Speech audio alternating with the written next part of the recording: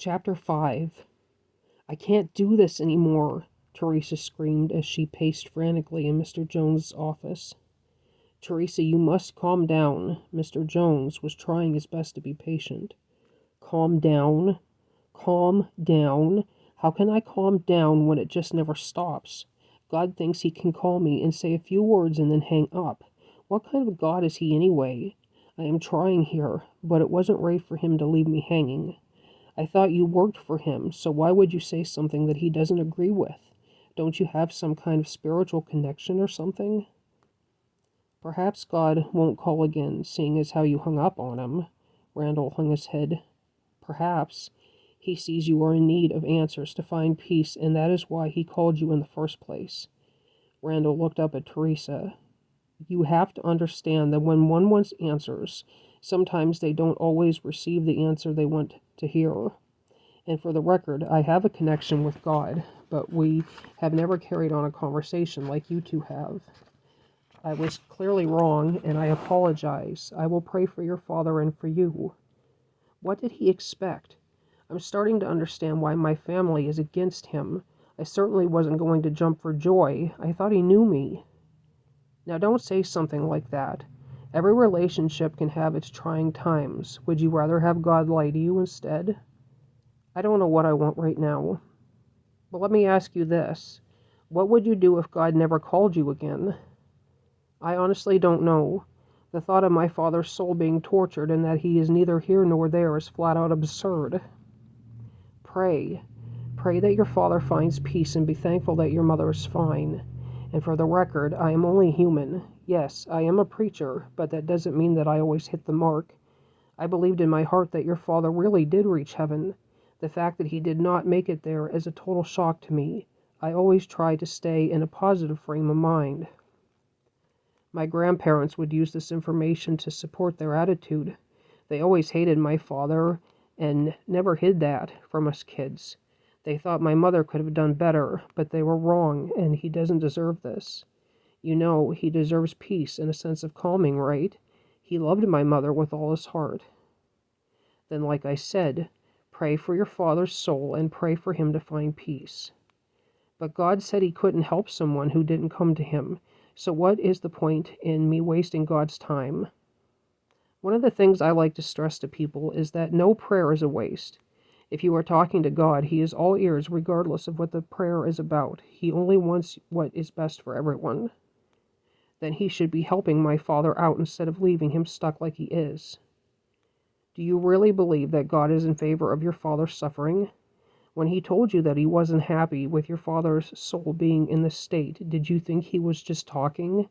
Because I can guarantee you that he doesn't do things like that. I just don't get it. I know I am new to this God stuff, but why tell me this upsetting news about my father only to tell me that there is nothing he can do? It's a place for you to start on your journey. Maybe that is where God is coming from in this. He wants you to pray for your father's soul and to ensure that you won't end up the same way. Well, he said I was already baptized and I have no thoughts of doing myself in, so that should make us even. Teresa, you can still be lost and get lost in the shuffle of this trying life. Don't think that just because you were baptized that you can go running wild and not have to answer for your actions. We still need to be responsible in the lives we live while on this earth. No matter how you look at it, my father is stuck and there's nothing I can do for him. Praying is good, but God said it is basically out of his hands. It's not like I can communicate with my father or something. What if you could? What if praying and living a healthy and peaceful life were enough to reassure your father that you are okay and perhaps that would set him free? The only catch is that you would have to make peace with your grandparents and ensure that your sister was on the right path. So this is where it all ties together, right?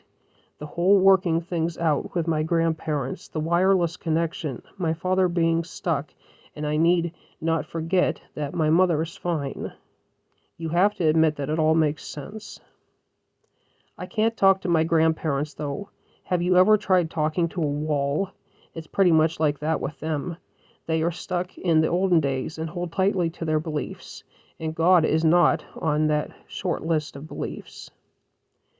But they believe in you, right? Well, yeah, I guess. They have always supported me in my choices. My grandparents helped me to pay for my apartment until I was able to cover the rent all on my own, and they also bought me my Tahoe. They insisted that I not pay them back and that I would just continue to stay on the right track and continue to make them proud. Now they are more or less done with me.